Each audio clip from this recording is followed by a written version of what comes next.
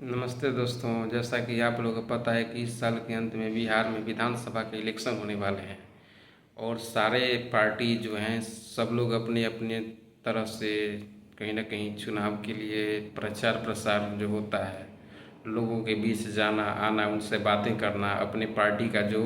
Ideology है, जो काम करने का तौर तरीका है, जो मैनिफेस्टो में दिया जाने वाले इम्पोर्टेंट पॉइंट्स होते हैं, उनके बारे में कहीं ना कहीं लोगों को बताने का काम कर रहे हैं। सारे लोग एक दूसरे के प्रति उस तरीके से इंटरेक्ट हो रहे हैं ताकि किस तरीके से लोगों को अपने पार्टी के तौर तरीके से समझा करके और अच्छे से वोट गैदर किया जाए, लोगों की कहीं ना कहीं मत मिल लिया जाए।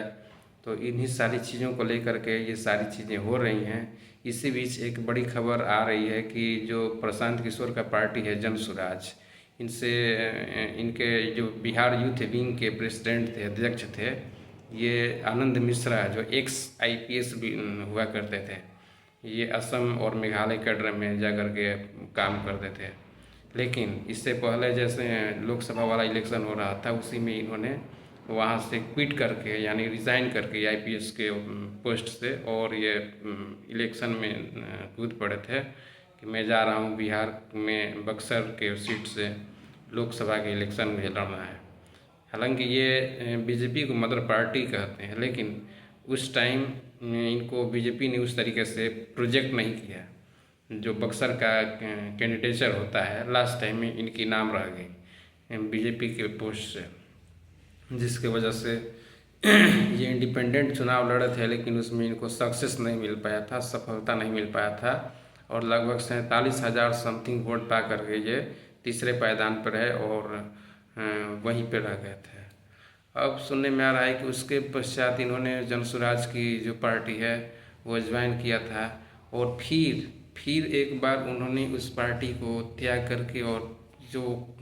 बीजेपी है जिसको ये मदर पार्टी कहते हैं, फिर उस तरीके से उनके साइड में ये मूव ऑन करके हैं। और ऐसा कहा जा रहा है कि जो विधानसभा का इलेक्शन होने वाला है बिहार में, इनको वहाँ से शायद सीट मिल रहा है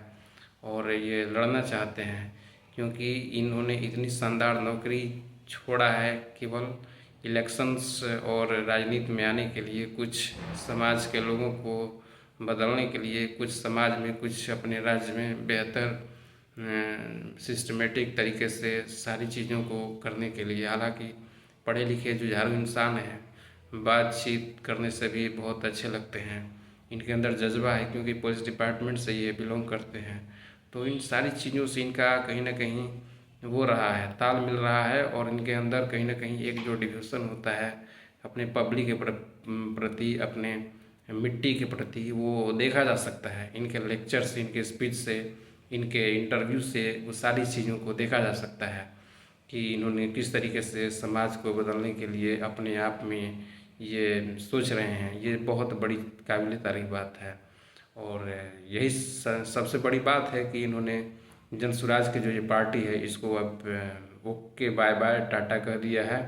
और अब फिर से मदर पार्टी, जो बोल रहे थे कि बीजेपी जो है मेरा मदर पार्टी है, फिर से मैं इसको कंटेस्ट करने जा रहा हूँ। तो हो सकता है कि बक्सर से या और किसी दूसरे सीट से इनको लड़ाया जा सकता है, क्योंकि ये टैलेंटेड हैं